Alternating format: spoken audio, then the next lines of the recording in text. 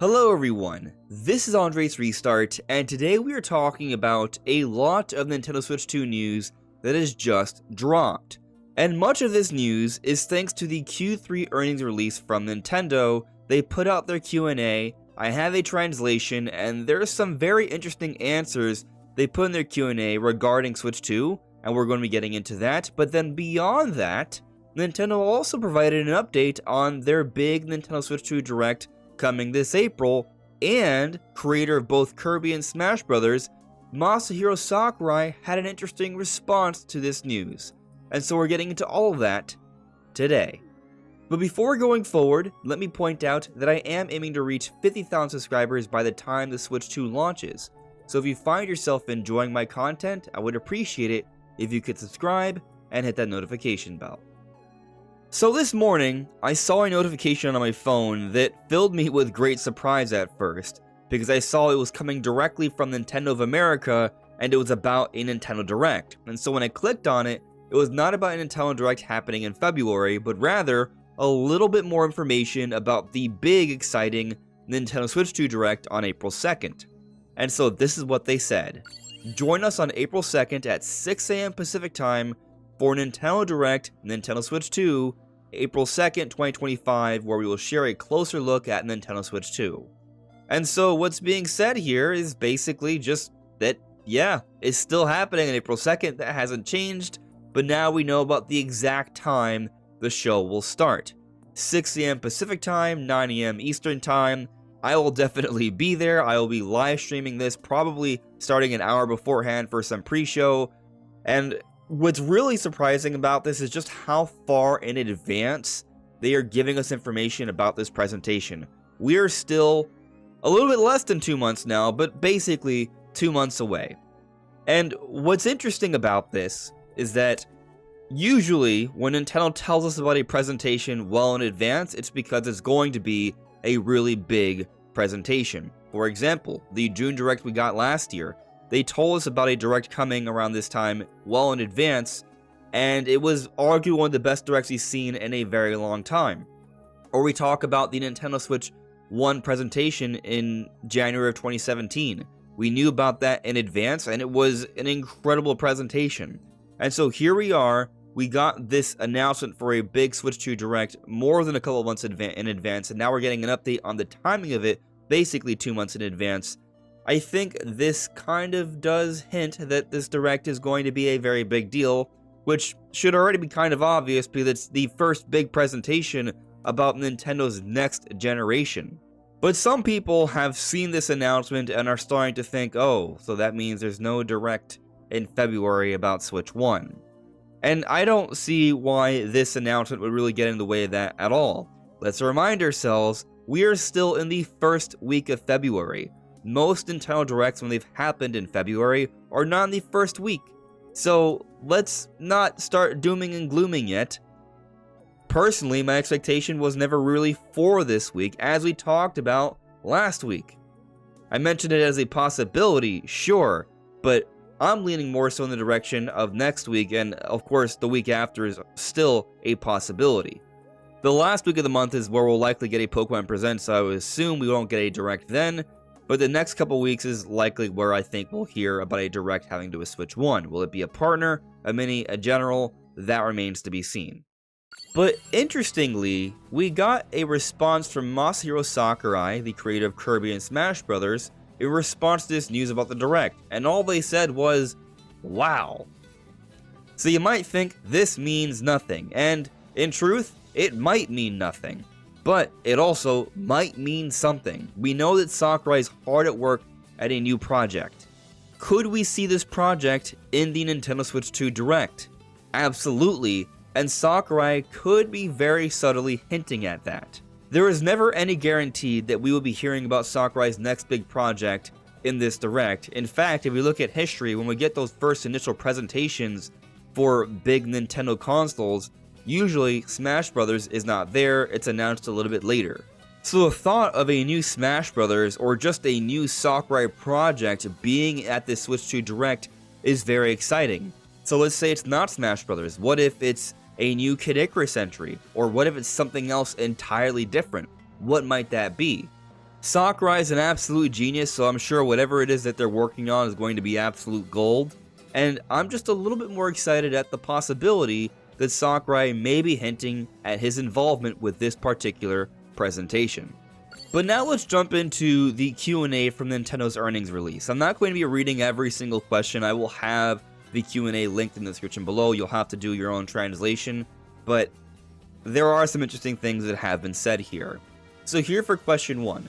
Please tell us the reason for the downward revision of the full year earnings forecast. Was there a special factor, such as reluctance to purchase due to the announcement of the existence of the Nintendo Switch 2, the successor to the Nintendo Switch?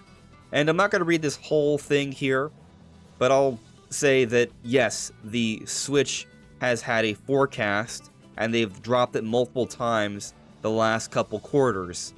And so that is a very interesting development that perhaps maybe not everyone would have expected. But here at the end, Nintendo says, I don't think there was any impact from the holdback in purchasing before the release of the Nintendo Switch 2. But this year-end sales, even in this war, many people around the world have purchased new Nintendo Switch hardware. There were also many people who purchased multiple units as a replacement or additional purchase. In addition, while software sales are trending downward compared to the previous fiscal year, Nintendo Switch software can be played on the Nintendo Switch 2. So we believe that the impact of refraining from purchasing is not significant at this time. The reason for this revision to the software sales forecast is that, like The Legend of Zelda Tears of the Kingdom and Super Mario Bros. Wonder in the previous fiscal year, a single title can give great momentum to the entire business, drawing in the surrounding areas and creating a trend in which many consumers are interested in the title. We believe that the main reason for this was that we were unable to do this. And so there's actually some interesting takeaways I have from what was said here. 1. President Shuntaro Furukawa here is talking about how he does not believe that the announcement of Switch 2 is impacting sales too much. And he even talks about how, thanks to backwards compatibility, people should be able to buy Switch 1 games without much concern. And if we think about it, Nintendo actually confirmed backwards compatibility in November, early November last year, going into the holidays, likely because they wanted people to know, hey, don't worry, your Switch 1 purchases will still be relevant on Switch 2 moving forward.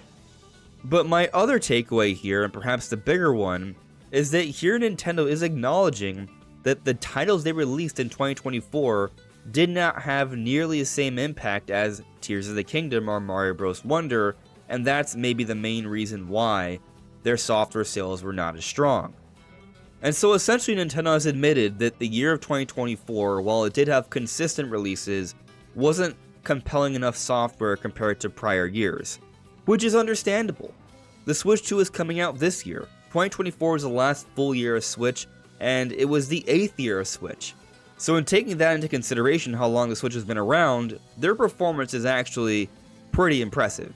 But it also goes to show that once Nintendo starts putting out their big hitters, things are going to change dramatically when it comes to intrigue and the amount of people involved in buying Nintendo games.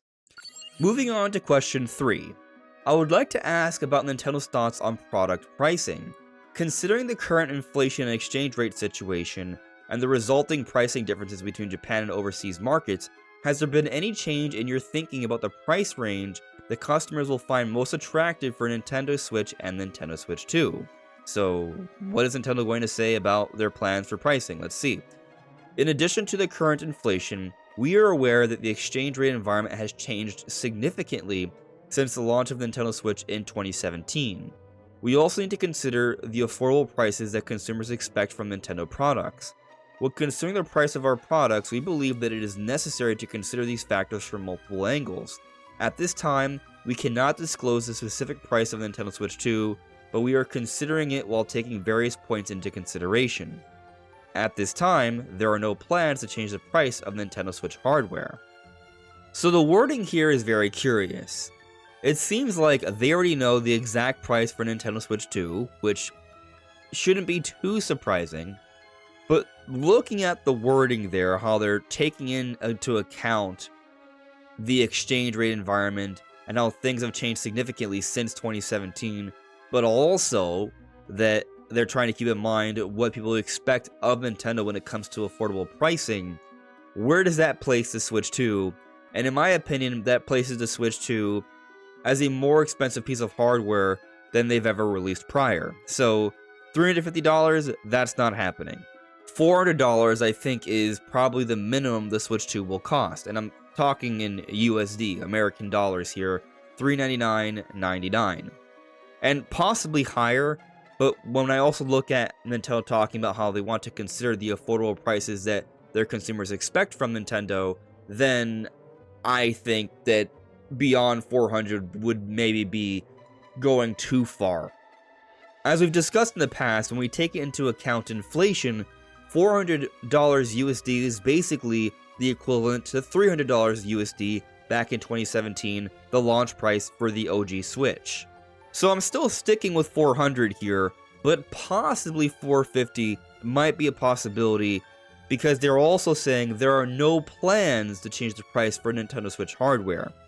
And what bothers me about this line is that if you pay attention to the first part where they talk about how they can't disclose the price for Switch 2, that tells us that they already kind of have an idea of what the Switch 2 pricing will be, but then they also say they have no plans to change the price for Switch 1. So does that mean that there's nothing down the road where they will change the price?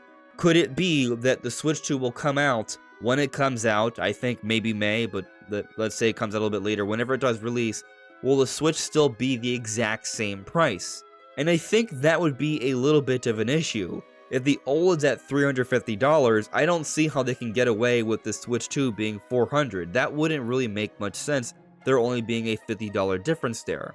However, if the Switch 2 is $450, then I can see how it might make some sense. But when considering the pricing of Nintendo's competitors and how old the Switch is and how they've had to change their forecast multiple times because the Switch is not selling as well as it once was, I gotta think that there will be plans to change the price of the Switch hardware. Maybe they don't quite understand exactly when that is going to happen, but I have to imagine that there's going to have to be some plans really soon. They are probably going to announce the official Switch 2 pricing during the Switch 2 Direct on April 2nd. And so it's going to be weird if they don't announce any pricing changes for Switch 1 at that time. So for now, I'm going to assume that Nintendo will announce a price drop for Switch 1 relatively soon, and I would assume $400 for Switch 2, $300 for the OLED, and just basically dropping each model down $50. But I'm also leaving it open that maybe they won't drop the price immediately, and the Switch 2 could be as high as $450 USD. Fingers crossed, that's not the case. And now for the final question that I'll be diving into today. Many people are currently purchasing the Nintendo Switch, even though the successor, the Nintendo Switch 2, has been announced. Some people may have purchased it in hope that new titles for Nintendo Switch will be released in the future. Will there be a large number of new titles for Nintendo Switch after 2025, or will the Nintendo Switch focus on selling classic titles? Furukawa. We have currently announced Pokemon Legends ZA and Metroid Prime 4 Beyond as titles for the Nintendo Switch scheduled for release in 2025. The Nintendo Switch is a platform that many people can play. We would like to develop and release attractive software if we can. On the other hand, dedicated software is very important when launching new hardware. With that in mind, we would like to consider various ways to enable many consumers to play our games on Nintendo Switch and Nintendo Switch 2. So when I read this, the whole various ways part, to me that just comes off as that they're going to do what they've done in the past, where the Switch 2 is going to come out and it's going to have exclusive titles. But there will also be some titles releasing on Switch 1 still. Look at the last couple years for 3DS. The last couple years of 3DS, there were still Nintendo published titles and some third-party games releasing on the console, even in the beginning of the Switch era.